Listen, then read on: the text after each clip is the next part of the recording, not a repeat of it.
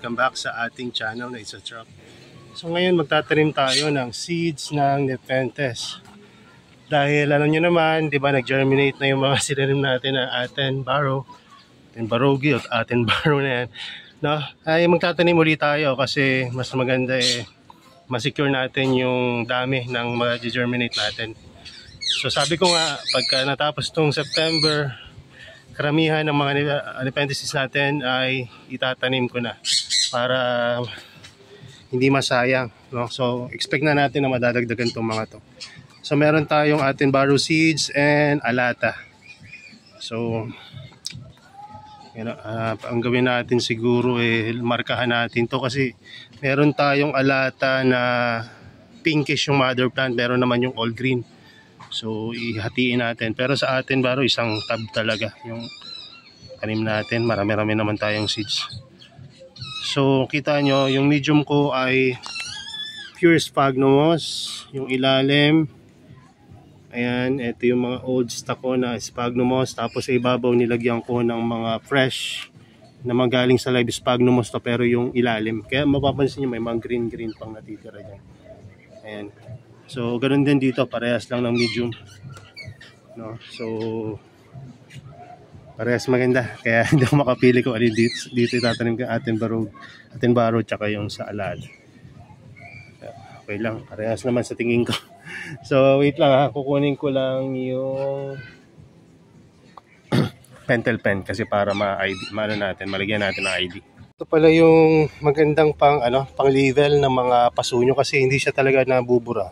No, may mga pentel pen na kami na ilang beses na pagkasulat mo mabubura agad siya, o kaya kung hindi man after maulanan maarawan nabubura. Pero ito, based dun sa mga experiences ko ng mga nakaraang linggo, okay siya. Tapos recommended rin to ni Sir Alvin, Fairy Traps. So ayan,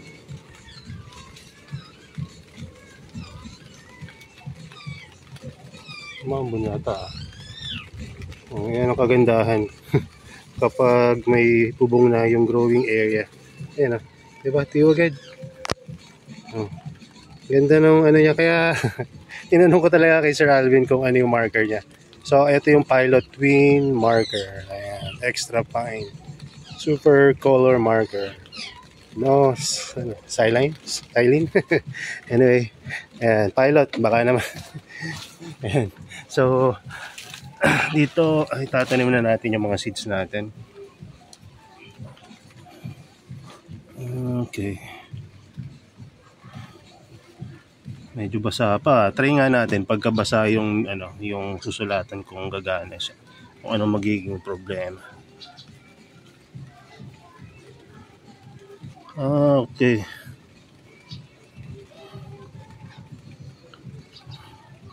Yan natin ako mabubura. Oops. Medyo nag-smudge kasi naman basa So dito ganun din, masa rin to.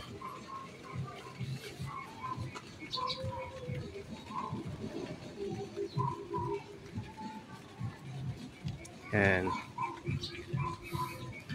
So wait lang tatanim na natin, isa-isayin natin. Ang init pa. Pero umuulan sa labas. Yan. So ito yung Attenborough. So hindi ko dala yung yung gimbal.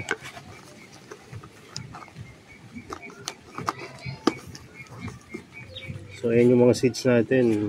Yan. Tatanim ko rin to halos karamihan pagka ako'y natapos. Pag natapos na yung month ng September. So magtitira siguro tayo mga 10 pods na for sale. Tapan na natin to. At naka-ready na rin dito yung pandilig natin na pangmalakasan. So, bago battery niyan, at may paparating pa tayong dalawang bagong battery.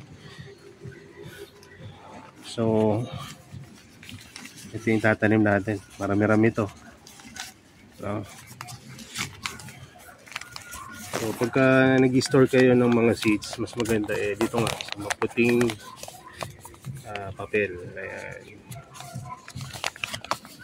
Tingnan nyo kung gaano kadami. Whoop. Diba? Malakas yung ganda bigay. B-roll. So, di ba? Ibudbud na natin dito yan. So, kita ko pa ba sa inyo kung paano gagawin to?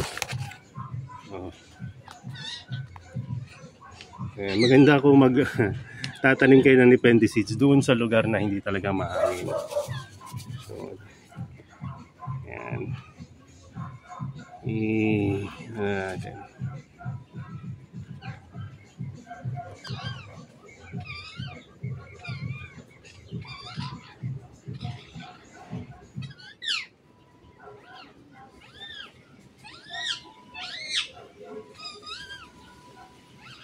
Takot mahangin ah.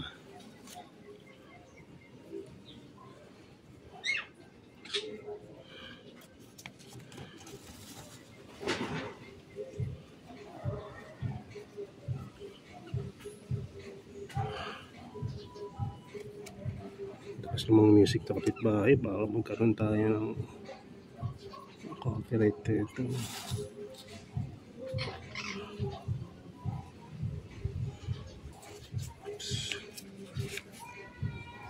Sa kabilang side. Pero ilang libo kaya itong tananim natin. Parang ganito rin karaming tinanim ko na mirabilis na nakaraan. Ang pagkakaiba lang. Ito ngayon Highlands. Sir, mahirap pa ilipat yan pagka nag-germinate. Hindi mo talaga ito ililipat hanggat hindi nagkakaroon ng good size. So expect mo na taon bago mo ito maripat. Pasensya na kung saliwa-saliwa yung camera. Ang priority natin dito ay maitanim natin ang maayos.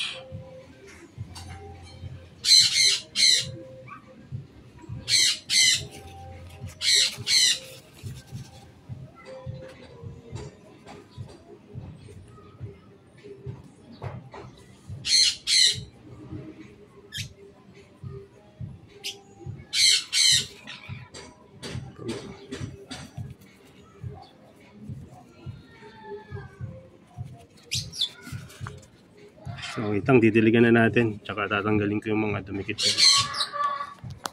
na yung mga biludbud natin bago ko diligan, kasi pag diligan ko to baka di nyo na makita. Susuot siya kung saan saan dyan at hopefully mag-germinate sila in time tulad ng unang mga tinanim natin. Now kasabayan din naman na ito yon, yung tinanim natin ng una. And dami, diba? Parang malagkit. Yan, dinidiligan na natin.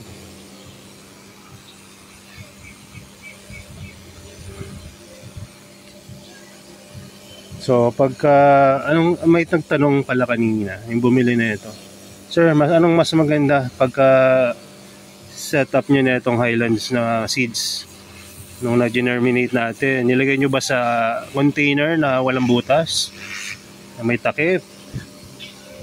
Sabi ko, tinanim ko siya sa partially enclosed na growing area. Hindi ko siya tinanim sa container like yung mga microwavable, pero sa tingin ko tutubo rin yun kung tatanim nyo sa ganon. Mas secure nga yun eh. Ang advantage lang sa pagtatanim ng ganito na open agad, madali ma-acclimate. Kaya lang yung pagkakataon na sila'y matuyuan tas hanginin tapos mawala na yung seeds mo, madala ng hangin, ay mataas. No, kaya maganda kung ilalagay nyo sa open na container, kailangan hindi doon sa mahangin na lugar. No? So ingat rin kayo pagka nagdidilig, kasi ito nga napakapay na ng spray na to. Tignan nyo, nalilipad niya pa rin yung mga seeds. Ayan. Kaya ingat-ingat talaga. At kahit na nadiligan nyo na, dire-diretso lang yung pagmi-mist. Na para saan ba yung ginagawa natin? Parang mga pako kasi yun eh. Na ang martilyo nyo, etong pandilig nyo, para mas umapit sa medium. Kasi 'di ba ang Nepenthe seeds hindi naman natin yan tinatabunan ng sphagnum moss. So kaya maganda diligan nyo ng wagas para sumuot talaga sa mga fiber ng moss. At ayun yung maging anchor nila diyan sa medium nila, no? So ayan.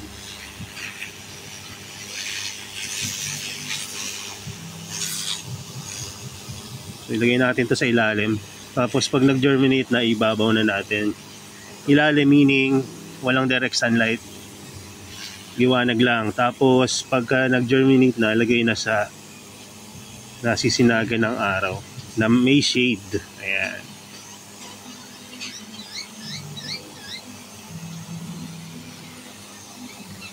So okay na muna to.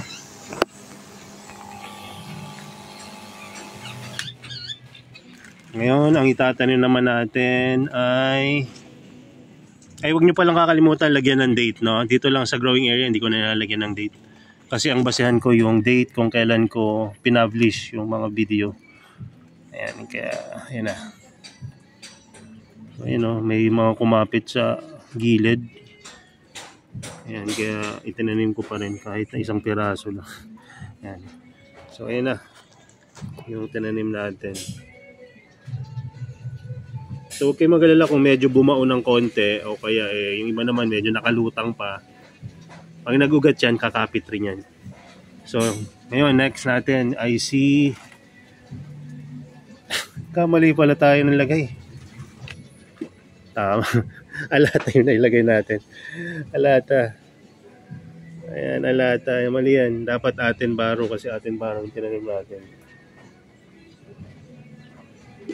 Tama ba? Tama. Natin.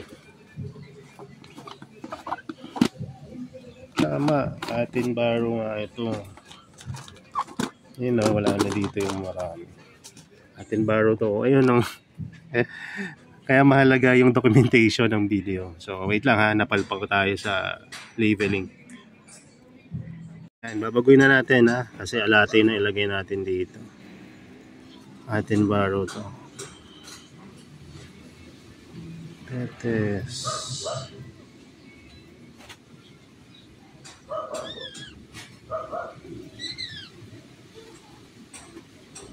Ayan. Ibel ulit tayo. Ito na yung alata.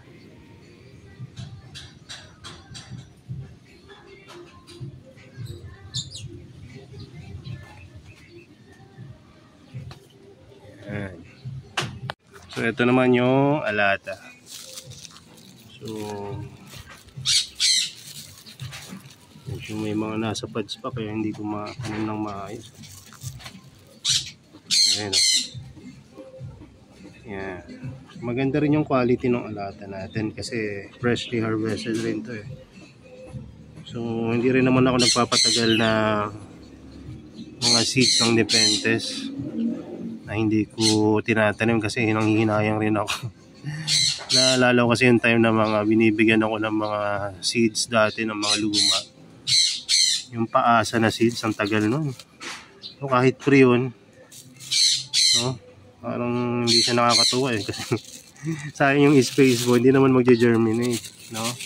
So mabuti lang itanim sana yun kaysa ipamigay dahil hindi naman nagge-germinate yung mga lumang seeds na taon na yung binilang. Ako kung yung iba napapa-germinate nila yun, pero sa experience bihira talagang makabuhay ng ano, yung mga sobrang tatagal na. Masama pa nun yung iba, mina-microwave pa nila.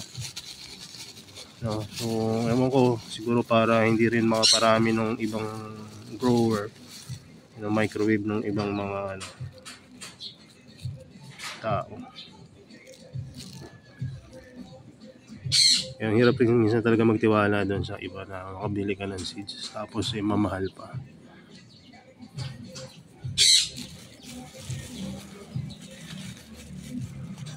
Ay. So, may pinag-uutak kasi ako nito.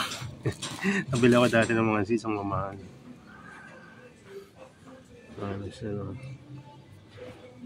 2,500 to 5K, no, isang pod. Tapos hindi rin naman magge-germinate, sayang ang pera. Ayan. So itong alata, dali na lang itong patubuin kasi lowland to eh. Kaya ako nag-aabang din ako sa mga nagbebenta ng mga seeds ng mga lowland. Kasi sa mga beginner mabili to.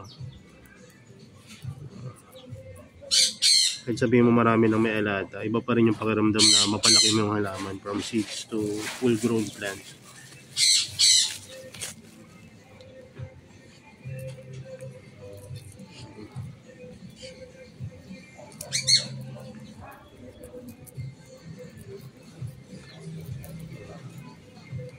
Ayun naman, isama nyo na yung mga pads. Anong problema dyan?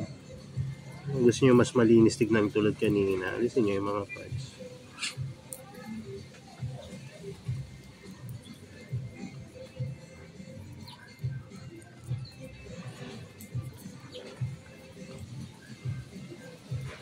So, wait lang, tatanim ko na lang yung remaining kasi ang hirap magtanim ng isa yung gamit na daliri na kamay. Tayo yung trabaho. Kaya minsan hindi ko na ina-document yung iba kasi nga yung oras ko talagang mabagal yung trabaho eh. Pero marami akong iba i-record kasi dumating na rin yung panggawa nung natin setup para sa crayfish. So ilalagay ko yun dito sa loob ng growing area. Bakit ko ilalagay dito? Kasi magpuproduce rin yun ng humidity and maglo-lower din yun ng temperature. Diba? So, mabe-benefit rin yung mga plants natin doon sa space na yon na may tubig. Tapos yung mga crayfish naman mabe-benefit dahil may shade dito, hindi magiging direct sunlight. Tapos secure pa. Pag umulan, hindi mag-overflow yung kanilang tank. Ayan. So trapal pan lang yung ginagamitin natin. Order ako sa Indonesia. Nag-try ako order sa Indonesia ng trapal pan. Kasi mura 200 plus lang. Maliit lang naman to, pero enough na to para sa mga maliliit na crayfish. So wait lang, tatanim ko lang yung remaining. Ito na pala yung mga natanim natin. Ayan, magdadagdag lang tayo ng konti pa. Ayan, dinidiligan na natin, tinanim natin na Nepenthes alata.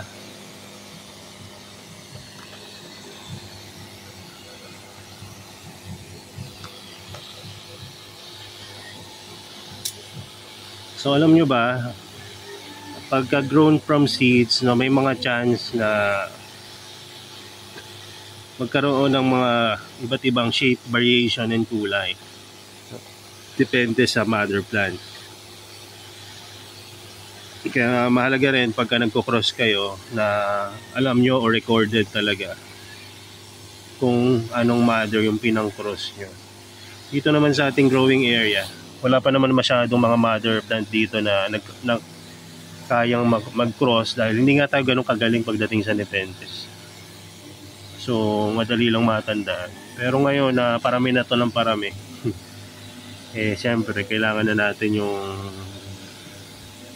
mas mas maayos na pag-label ng mga plants natin.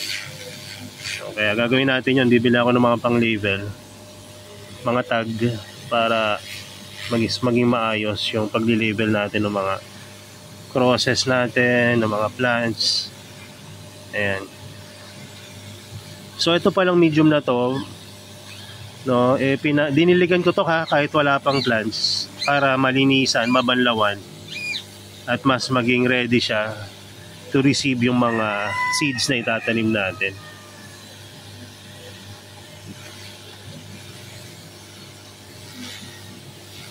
Ayan. Pag kayo magtatanim, huwag nyo nasama yung seed pads pala. Mas maganda kung wala. Medyo tinamad lang ako dito sa alata kasi marami akong gagawin ngayon eh. Wala pa ako sa 10% nung bala kong gawin, no? Magpo-propagate pa tayo ng ibang mga plants at ayusin natin tong growing area. Marami ring lilinisan sa baba at sa taas, kaya pasensyahan nyo na ako sa mga shortcut na mga steps na ginawa natin. Pero ganito yung mas maganda. Ayan, yung mas malinis, wala na mga pads, nakahiwalay na. Inisip ko nga yung ibebenta ko, ihiwalay ko na sa mga pads kasi alam nyo ba, yung seed pads, pagka hindi kasi pa tinatanim yan, may chance na magkaamag yung seed pods, no? Kaya mas maganda minsan pag i-store nyo yung seeds nyo, alisin nyo na sa seed pods para maiwasan yung pag-aamag. Ayan. So, once na okay na to, ilalagay na natin sa lilim. Doon, no, sa ilalim. Yung pwesto ng sphagnum moss dun sa ilalim. Doon natin ilalagay. Tapos, pag nag-germinate na sila, sa ibabaw na. Para mas masani agad sa mas mainit, mas exposed sa liwanag. May iwasan nyo rin yung pag-algae pagka maliwanag yung growing area at mahangin. So may mga advantages and disadvantages yung mga ganong setup. So ito nga, lalagay ko muna sila dun sa lalagyanan nila. Ito na yung mga seeds natin. Dito natin nilagay sa pwesto na to. Yan. So nandito yan. So ito yung nag-germinate na Attenborough. Diba? Okay na okay pa rin sila kahit na nandito na sa mas maliwanag na lugar. Tapos yan, malalagyan pa to ng mga iba pang mga plants, kaya i-clear natin to. Kaya expect nyo na magkakaroon ng shade tong area na to.